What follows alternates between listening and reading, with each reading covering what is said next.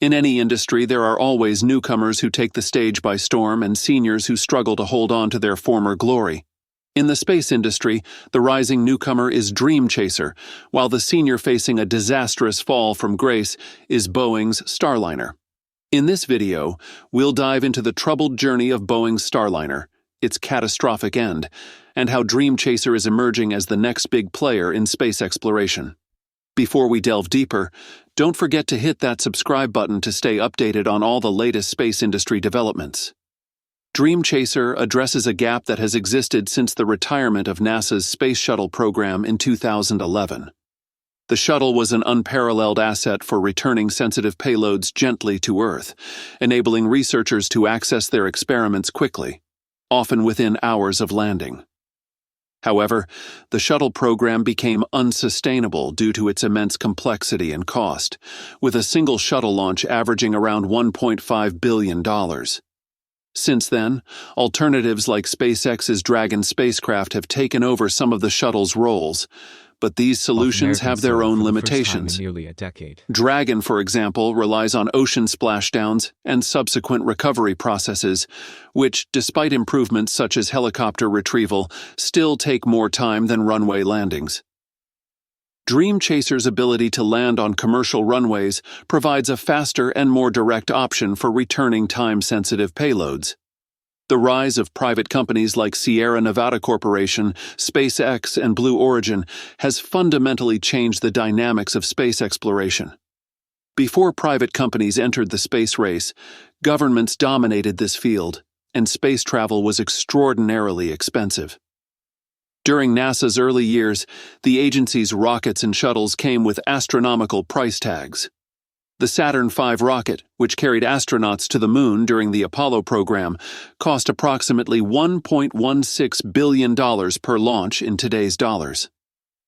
Even during the Space Shuttle era, NASA's reusable spacecraft cost upwards of $450 million per mission, and as mentioned, some estimates placed it closer to $1.5 billion, depending on mission specifics. These insane costs were partly due to the nature of government agencies like NASA. Unlike private companies, government organizations are funded through tax dollars and operate with relatively little financial accountability. Whether a program was executed efficiently or not, NASA could still rely on its annual budget from Congress. This lack of market-driven competition led to bloated expenses, inefficiencies, and sometimes slower innovation. The landscape began to shift when private companies entered the game. SpaceX, founded by Musk, revolutionized the industry by prioritizing cost efficiency and reusability. SpaceX's Falcon 9 rocket, for instance, costs approximately $67 million per launch, a dramatic reduction compared to NASA's traditional costs. This was achieved through innovations like reusable first stages, which return to Earth for refurbishment and reuse, significantly lowering production costs. Dream Chaser represents another leap in cost-effective space operations. The spacecraft, named Tenacity, is set to launch on a United Launch Alliance Vulcan rocket from Kennedy Space Center. After completing its mission, it will return to Earth and land at NASA's Shuttle landing facility in Florida. This site, previously used by the Space Shuttle program, allows for quick access to returned cargo, including delicate scientific experiments. The spacecraft is equipped with special thermal tiles that can withstand the heat of re-entry and cool down quickly, allowing cargo to be unloaded within just 30 minutes of landing. Dream Chaser offers several important advantages over other spacecraft.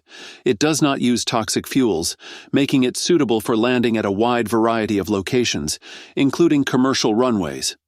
Although it is smaller than the retired Space Shuttle, it can carry 6 tons of cargo to low Earth orbit, which is enough to support astronauts on the International Space Station for 6 months. Additionally, it can return 2 tons of cargo safely under pressurized conditions, making it ideal for delicate scientific equipment and experiments. The spacecraft is designed to fly up to 15 missions, making it reusable and helping to reduce costs for space operations. Sierra Nevada Corporation, the company developing Dream Chaser, is already working on a second cargo spacecraft named Reverence, expected to be ready within 18 months. The company is also developing a version of Dream Chaser that can carry astronauts and another version for national security missions. These developments highlight the increasing demand for spacecraft that can perform a variety of tasks, including resupplying the International Space Station, servicing satellites, and handling military operations. NASA initially awarded contracts for its Commercial Crew program to SpaceX and Boeing in 2014. The goal of the program was to develop spacecraft capable of safely carrying astronauts to the International Space Station, reducing NASA's reliance on Russian Soyuz spacecraft. NASA awarded SpaceX $2.6 billion to develop the Crew Dragon spacecraft and awarded Boeing $4.2 billion to develop the Starliner spacecraft. While SpaceX has successfully fulfilled its contract by conducting several crewed missions to the space station, Boeing has faced numerous delays and technical problems. One of Boeing's most significant setbacks occurred during the Starliner spacecraft's first uncrewed test flight, called the Orbital Flight Test, in December 2019. The mission was supposed to demonstrate that Starliner could dock with the International Space Station and return safely to Earth. However, a major software error caused the spacecraft's internal mission timer to be off by 11 hours, which prevented it from reaching the space station. Although the spacecraft returned safely to Earth, it failed to complete its main objectives. After this test, further investigations revealed additional software problems. One of these issues could have caused a catastrophic event during re-entry if it had not been identified and corrected in time. Because of these problems, NASA required Boeing to conduct another uncrewed test flight to ensure the spacecraft's safety and reliability. This second uncrewed test flight, called Orbital Flight Test 2, was originally scheduled for 2020 but faced numerous delays. These delays were caused by the need to fix software issues, hardware problems, and scheduling conflicts. The mission finally launched in May 2022, over 2 years after the first test flight. While Orbital Flight Test 2 was successful, the repeated delays and technical issues significantly damaged Boeing's reputation. These ongoing problems have led many people to question whether NASA made the right decision in awarding Boeing such a large contract. Some argue that the contract should have gone to Sierra Nevada Corporation to support the development of Dream Chaser instead of the Starliner. Critics have pointed out that Sierra Nevada Corporation demonstrated reliability and innovation during NASA's selection process, and Dream Chaser's ability to land on runways and handle sensitive cargo makes it a strong alternative to Boeing's Starliner. Now, things seem to be moving in the direction they should have from the very beginning. After years of delays, technical failures, and budget overruns, Boeing has reportedly decided to give up on the Starliner program altogether and is looking to sell it as a complete package. Of course, this raises a significant question. Who would want to buy such a troubled spacecraft?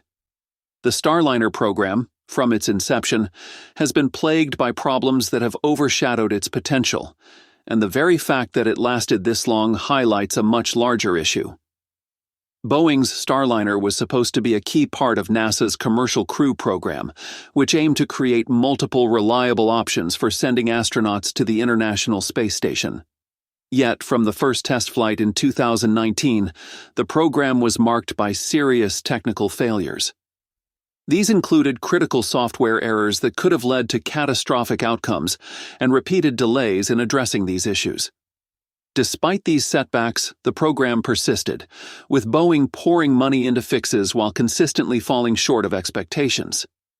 The decision to finally put the Starliner program up for sale is an admission of failure. It's not just a failure for Boeing, but a reflection of broader systemic issues. The fact that NASA allowed the program to continue for so long, despite its glaring shortcomings, points to the influence Boeing wields within the agency and the government. Boeing has been a major contractor for NASA for decades, contributing to historic programs like the Apollo missions and the Space Shuttle. This deep-rooted relationship has given Boeing significant leverage, including a strong lobbying presence in Washington. That's all for today. Thanks for watching, and don't forget to like, share, and subscribe for more updates. See you next time.